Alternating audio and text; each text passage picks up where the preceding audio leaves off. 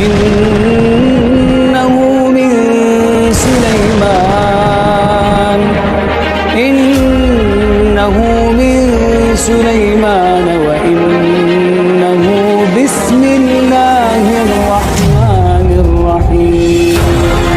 Assalamualaikum warahmatullahi wabarakatuh.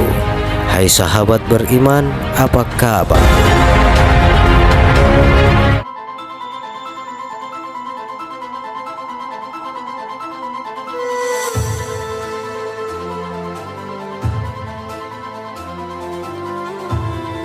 Akhir-akhir ini banyak orang yang membicarakan tentang makna atau arti Lauhul Mahfudz. Lauhul Mahfudz sendiri sebenarnya sudah sangat familiar di telinga banyak orang, terutama umat Islam. Namun, apakah kamu tahu arti sesungguhnya dari Lauhul Mahfudz? Sahabat beriman yang dirahmati oleh Allah Subhanahu wa Ta'ala, kali ini kami akan mengurai makna atau arti Lauhul Mahfudz dan sifat-sifatnya yang disebutkan Al-Quran. Lauhul Mahfudz umumnya dipahami banyak orang sebagai sebuah kitab yang menuliskan seluruh catatan mengenai takdir dan kejadian yang terjadi di alam semesta. Lauhul Mahfudz juga memiliki sifat terjaga dan sudah ada dan tercipta sebelum dimulainya penciptaan alam jagat raya dan umat manusia.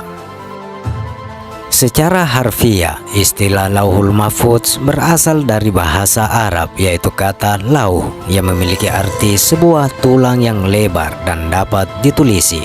Sementara untuk kata mahfudz sendiri dapat diartikan sebagai yang terpelihara. Jadi kedua kata tersebut dapat dikatakan memiliki pengertian sebagai sebuah kitab yang terjaga dan segala sesuatu yang tertulis di dalamnya tidak akan berubah atau rusak. Lauhul Mahfudz sendiri memiliki beberapa nama yang lain, mulai dari Kitabun min Qabil yang berarti kitab ketetapan, kemudian Alkitab yang berarti induk kitab, lalu Kitabim Maknum yang berarti kitab yang terpelihara, hingga Kitabim Mubin yang berarti kitab yang nyata. Dalam Al-Quran, kata Lauhul Mahfudz telah disebutkan hingga sebanyak 13 kali. Akan tetapi, penyebutan Lauhul Mahfudz tersebut belum jelas dan lengkap karena hanya penjelasan secara sekilas. Berikut kami akan mengurai arti Lauhul Mahfudz menurut para ulama. Menurut Ibnu Matsur, seperti yang sudah disampaikan sebelumnya, Ibnu Matsur juga menyampaikan bahwa kata lau memiliki arti alas lebar yang terbuat dari papan kayu. Sementara itu, Ashari juga mengungkapkan bahwa lau dapat dipahami sebagai sebuah papan dari kayu dan sesuai yang terdapat dalam Al-Quran, bahwa dalam Al-Quran yang tersimpan dalam Lauh Mahfudz. Hal ini bisa dimaknai yaitu Al-Quran yang tersimpan atas kehendak Allah Subhanahu wa Ta'ala. Menurut Ibnu Katsir rahimahullah mengatakan bahwa yang tersimpan dalam Lauh Mahfudz, tafsir dari Ibnu Katsir dapat dimaknai bahwa Al-Quran berada di tempat tertinggi dan terjaga dari adanya penambahan, pengurangan, penyelewengan, dan penggantian. Sedangkan menurut Ibnu Qayyim rahimahullah mengungkapkan bahwa ungkapan mahfudz atau yang terjaga, kebanyakan ahli qiraat membacanya dengan jar seperti sifat untuk lauh. Hal ini bisa dipahami apabila di dalam Lauhul Mahfudz tidak akan ada setan yang bisa masuk. Lauhul Mahfudz sudah ditetapkan untuk terjaga dari tindakan setan, baik untuk menambah atau mengurangi. Dalam At-Tibyan fi Aqsamil Quran halaman 62 berbunyi, maka Allah Subhanahu wa Ta'ala menjaga tempatnya, menjaga dari tambahan, pengurangan, dan penggantian, menjaga maknanya dari penyelewengan sebagaimana menjaga lafadznya dari penggantian, dan Dia menetapkan siapa yang menjaga hurufnya dari tambahan dan pengurangan, dan menjaga maknanya dari penyelewengan dan perubahan. Kemudian, sebagian kitab tafsir mengatakan bahwa Lauhul Mahfudz merupakan dahi dari malaikat Israfil atau makhluk yang terbuat dari zamrud hijau atau selain dari itu. Namun pendapat ini tidak ada ketetapannya, sehingga termasuk perkara gaib yang tidak dapat diyakini. Dengan catatan ada pendapat tersebut bersumber dari yang memberikan wahyu kepadanya. Ibnu Abu Hatim menyampaikan sebuah riwayat yang menyebut bahwa tidak ada satupun yang telah ditetapkan oleh Allah Subhanahu wa Ta'ala, baik berupa Al-Quran dan yang sebelumnya dan yang sesudahnya, melainkan berada di Lauhul Mahfudz, lembaran yang terpelihara. Lauhul Mahfudz ini disebut berada di antara kedua mata malaikat Israfil. Sementara itu, Ibnu Abbas mengatakan bahwa lauh adalah lembaran dari mutiara yang putih, panjangnya setara jarak antara bumi dan langit, dan lebarnya sama dengan jarak antara masyrik, tempat matahari terbit, dan maghrib, sedangkan kedua sisinya terbuat dari mutiara dan yakut, serta sampulnya dari yakut merah. Ibnu Abbas menyadarkan hal itu pada sabda Nabi Muhammad SAW, sesungguhnya Allah Subhanahu wa Ta'ala telah menciptakan Lauh Mahfudz dari mutiara yang putih, lembaran-lembarannya dari yakut merah, dan kalamnya dari nur cahaya, dan tintanya dari nur pula. Setiap hari Allah memerintahkan kepada Lauh Mahfudz sebanyak 360 perintah untuk menciptakan, memberi rezeki, mematikan, menghidupkan, memuliakan, menghinakan, dan Dia berbuat menurut apa yang dikehendakinya.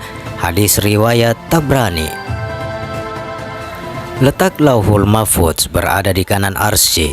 Ini merupakan pendapat Muqatil. Lauhul Mahfudz juga diartikan sebagai kitab takdir seluruh makhluk Allah Subhanahu wa Ta'ala. Ibnu Qayyim al-Jauziyah menjelaskan dalam kitab At-Tabiyyun Nabawi, takdir yang tercatat dalam Lauhul Mahfudz mungkin bisa berubah. Hal ini bersandar pada firman Allah Subhanahu wa Ta'ala. Allah menghapus dan menetapkan apa yang Dia kehendaki. Di sisinya lah terdapat Ummul Kitab Lauhul Mahfudz. Quran Surah Ar-Ra'd ayat 39. Ibnu Umar radhiyallahu anhu meriwayatkan bahwa dalam doanya beliau mengucapkan, "Ya Allah, jika Engkau telah menetapkan aku sebagai orang yang celaka, maka hapuslah celakaku, dan tulislah aku sebagai orang yang bahagia." Segala sesuatu yang terjadi pada manusia dan apapun di bumi telah dituliskan dalam Lauhul Mahfudz. Allah Subhanahu wa Ta'ala berfirman, "Tidak ada bencana apapun yang menimpa di bumi dan tidak juga yang menimpa dirimu, kecuali telah tertulis dalam kitab Lauhul Mahfudz sebelum kami mewujudkannya. Sesungguhnya hal itu mudah bagi Allah. Yang demikian itu kami tetapkan agar kamu tidak bersedih terhadap apa yang luput dari kamu, dan tidak pula terlalu gembira terhadap apa yang diberikannya kepadamu. Allah tidak menyukai setiap orang yang sombong lagi membanggakan diri." Quran Surah Al-Hadid ayat 22 sampai dengan 23. Ibnu Qayyim al-Jauziyah menjelaskan rahasia kehidupan dalam firman Allah Subhanahu wa Ta'ala tersebut. Ia mengatakan, kehidupan dunia memberikan kebahagiaan, namun dibarengi tetesan air mata kesedihan. Kehidupan dunia juga memberikan kesenangan pada suatu hari, namun dapat mengakibatkan bencana jangka panjang. Di sisi lain, kehidupan dunia memberikan kesenangan, namun kesenangan ini dapat mencegah kesenangan berikutnya untuk muncul dalam waktu yang lama. Tak ada rumah dipenuhi berbagai kebaikan kecuali akan segera dipenuhi dengan cobaan. Jika kehidupan ini memberikan kebahagiaan pada suatu hari, maka kehidupan ini akan menyembunyikan kesedihan hari-hari yang akan datang. Berikut sifat-sifat Lauhul Mahfuz. Setelah mengetahui arti dari Lauhul Mahfuz, pada bagian ini kita akan mulai mempelajari tentang sifat-sifat dari Lauhul Mahfuz yang sudah dijelaskan dalam banyak ayat di Al-Quran. Beberapa sifat dari Lauhul Mahfuz antara lain sebagai berikut. Sifat Lauhul Mahfuz yang pertama adalah tidak ada yang tertinggal atau terlupakan. Allah Subhanahu wa Ta'ala berfirman, dan kunci-kunci semua yang gaib ada padanya. Tidak ada yang mengetahui selain Dia. Dia mengetahui apa yang ada di darat dan di laut. Tidak ada sehelai daun pun yang gugur yang tidak diketahuinya.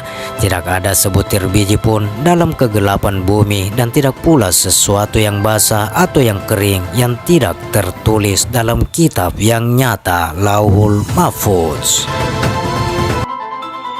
Sifat Lauhul Mahfuz yang kedua, seluruh kehidupan di dunia tercatat di dalamnya. Allah Subhanahu wa Ta'ala berfirman, dan tidaklah binatang-binatang yang ada di bumi dan burung-burung yang terbang dengan kedua sayapnya, melainkan umat juga seperti kamu. Tiadalah kami alpakan sesuatu pun dalam Alkitab. Kemudian kepada Tuhanlah mereka dihimpunkan. Sifat Lauhul Mahfuz berikutnya adalah seluruh informasi tentang manusia tercatat di dalamnya.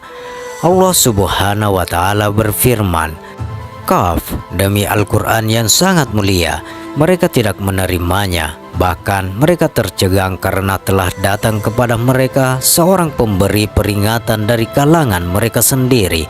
Maka berkatalah orang-orang kafir, ini adalah suatu yang amat ajaib. Apakah kami setelah mati dan setelah menjadi tanah kami akan kembali lagi? Itu adalah suatu pengembalian yang tidak mungkin. Sesungguhnya kami telah mengetahui apa yang dihancurkan oleh bumi dari tubuh-tubuh mereka, dan pada sisi kami pun ada kitab yang memelihara atau mencatat. Sifat berikutnya adalah kalimat Allah yang ada di dalamnya tidak akan ada habisnya.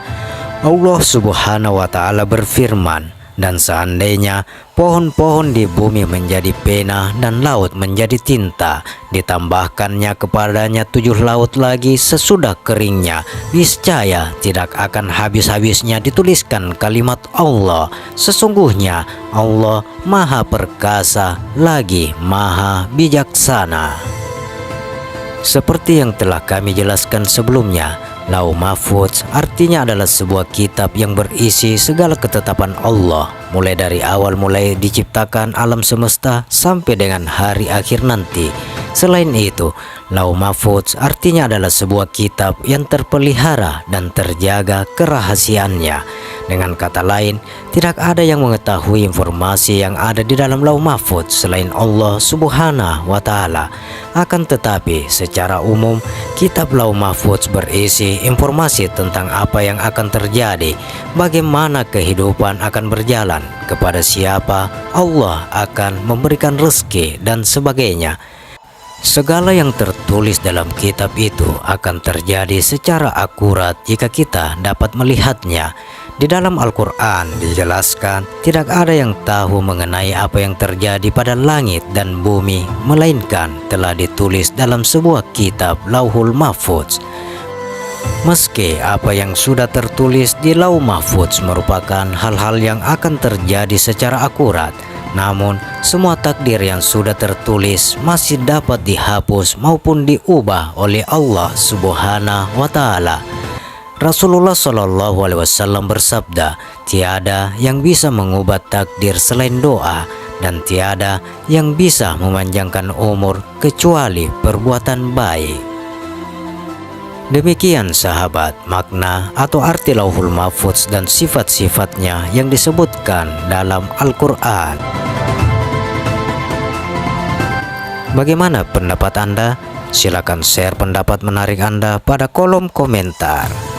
Semoga video ini bermanfaat dan bisa menambah keimanan dan ketakwaan kita kepada Allah Subhanahu wa Ta'ala. Terima kasih untuk sahabat yang telah menonton video ini. Sampai berjumpa kembali di video berikutnya. Wassalamualaikum warahmatullahi wabarakatuh.